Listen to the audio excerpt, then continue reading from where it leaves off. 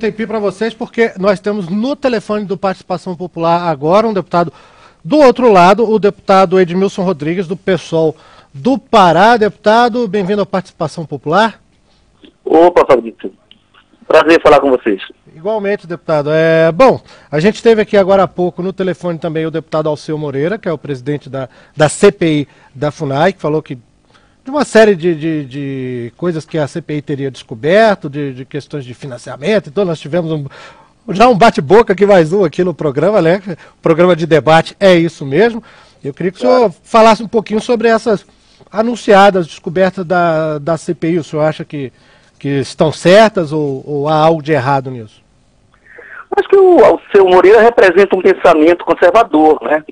Na verdade, é pensamento e prática fascista, um autoritário, machista, nas reuniões tanto da PEC 215, quanto agora como presidente da CPI, que prorrogada por 2 vezes, que é uma coisa assim totalmente inovadora e símbolo, digamos, do momento de autoritarismo em que a gente vive, não é?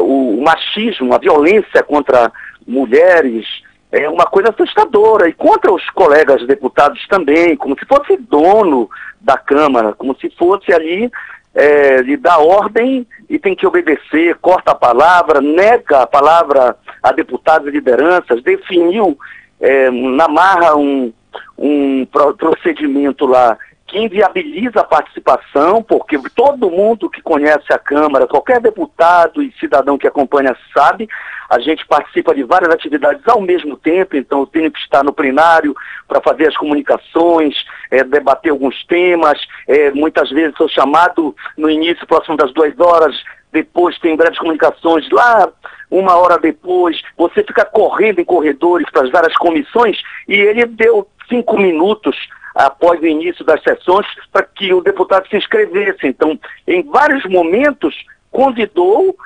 sempre os convidados, pessoas, digamos, para dizer o que eles queriam ouvir, ou pessoas que eles queriam constranger, né? E nós, sem condição de debater. Então, essa CPI, realmente não pode ser levada a sério, né? Ela é a expressão da hegemonia e triste da bancada ruralista, que não se contenta com a falta de produtividade e com a concentração de terras assustadora, que não ocorre em nenhum país do mundo.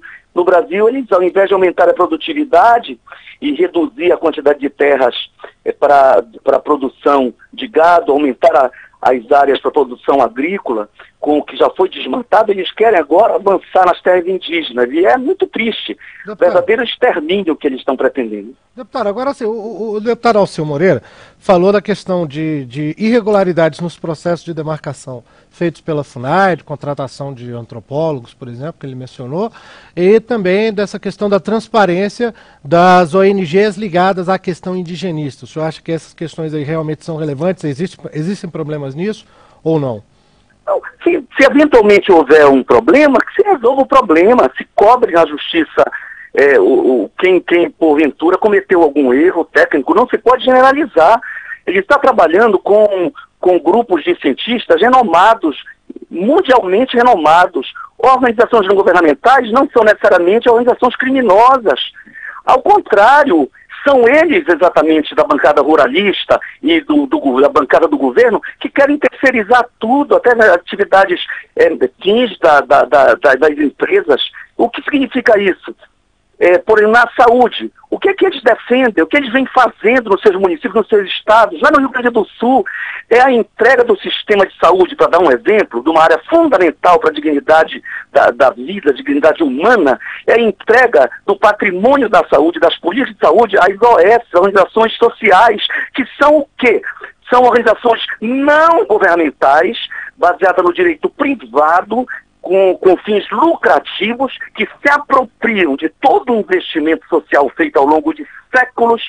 São os prédios dos hospitais, dos mais antigos, dos mais novos, investimentos bilionários que ao longo dos séculos foram sendo feitos nos mais diversos estados, e é assim que no Pará os turcanos fazem, é assim que no Rio os PMDBistas fizeram, o partido do Alceu Colares. Eles estão destruindo financeiramente o país, entregando as várias áreas, a saúde, a educação, enfim, todas as áreas, as de infraestrutura, às mãos privadas. Então, quando se trata de política indigenista, tentam generalizar possível. Eu nem estou dizendo que houve, porque o que ocorre é que a lei e o decreto 1775 de janeiro de 96, ele é muito rigoroso e muito detalhado e muito detalhista.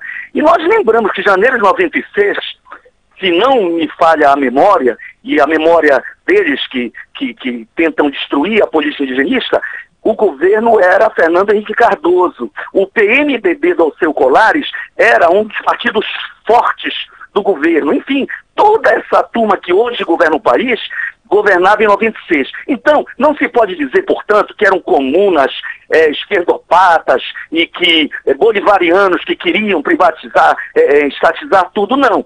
Foi Fernando Henrique que estabeleceu esse decreto 1775. O que diz? A demarcação é um processo complexo que exige base técnico-científica e, naturalmente, decisões político-administrativas. Quais são as bases e os passos? Estudos de identificação. Quem faz esse estudo? Quem entende da questão? Nesse sentido, não basta só o indígena dizer a terra é minha. Há de se ter estudos e quais são os profissionais. São pessoas com doutorado ou pós-doutorado em geral, em antropologia, com formação básica em história, sociologia, em ciências sociais em geral, em geografia.